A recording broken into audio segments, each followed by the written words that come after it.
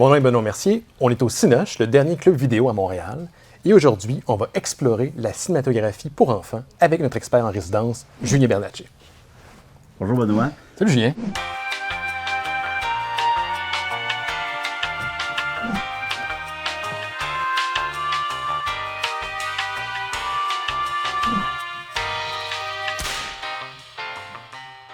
Sonic, moi, je suis pas mal sûr que c'est un univers qui pourrait bien s'apprêter aux jeux vidéo. Je verrais bien Sonic, Ça part des jeux vidéo, Julien. ça c'est une souris là, qui court vite. Là. C'est un hérisson. Ouais, ça je verrais bien, il pourrait faire des jeux vidéo de ça.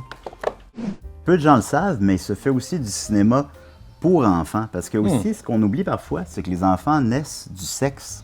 Puis on a tous été enfants.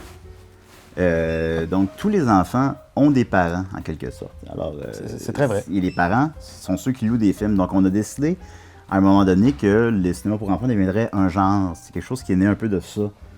Du sexe. Les films pour enfants ont une place assez particulière dans le genre cinématographique parce que peu de gens le savent, mais les films pour enfants sont faits uniquement par des enfants. En effet, les enfants sont les artisans principaux des films. Ça leur prend des tout petites caméras en carton qu'ils tiennent avec leurs tout petits doigts. C'est vraiment très, très, très mignon. Puis là, ils s'imaginent filmer. Ils s'imaginent des histoires comme ça. Et ça devient ultimement des films pour enfants qu'on peut retrouver dans les clubs vidéo partout dans la province. Ouais, ok. Ça fait peur. C'est un film pour enfants, Julien. Ça, j'ai vraiment eu la frousse. C'est un film pour enfants. Ils rédigent des tout petits scénarios qu'ils mettent sur des tout petits post-it. En effet, c'est adapté à leurs toutes petites mains, à leurs tout petits yeux. Avec des yeux d'adulte, ça prend une loupe pour pouvoir lire leur scénario. Les lieux de tournage des films pour enfants sont adaptés à leurs proportions. Par exemple, ce qui est pour nous un buisson est pour eux une véritable jungle amazonienne, une forêt en quelque sorte. Un enfant tient une pomme, pour nous, c'est comme une bille. C'est ça, les proportions sont complètement modifiées. Puis d'autant plus que je regarde toujours les films pour enfants sur le moche ou la crocodile. Alors, ce qui fait que souvent, ben, j'en perds des bouts. Pour moi, tous les films pour enfants, c'est Memento, parce que je l'ai en tabarnak quand je les écoute. Regarde le bonhomme, il est tout petit! C'est un film pour enfants parce que ça met en vedette une poupée. Savais-tu ça, Benoît? Ouais, je savais. Tu savais ça? Ouais, je savais.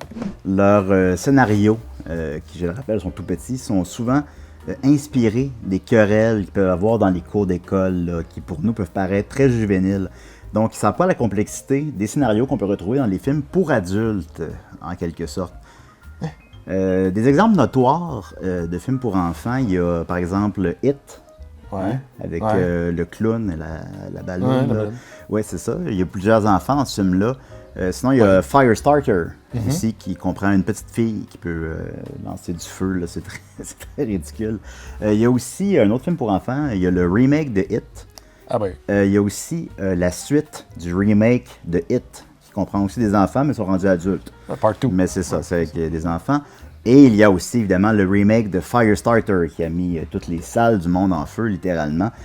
Ce qui a créé plusieurs morts. C'est un autre film pour enfants notoire aussi. Dans les films pour adultes, on retrouve une plus grande subtilité dans le scénario. Par exemple, on peut penser à La cloche et l'idiot, qui est une métaphore sur Trump et Poutine, sa relation avec la poutine, l'aliment, je veux dire, parce qu'on savait qu'il se nourrissait très mal, Trump, par ailleurs.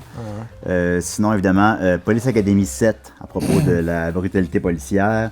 Il y a aussi le Ninja de Beverly Hills, c'est sur l'appropriation culturelle.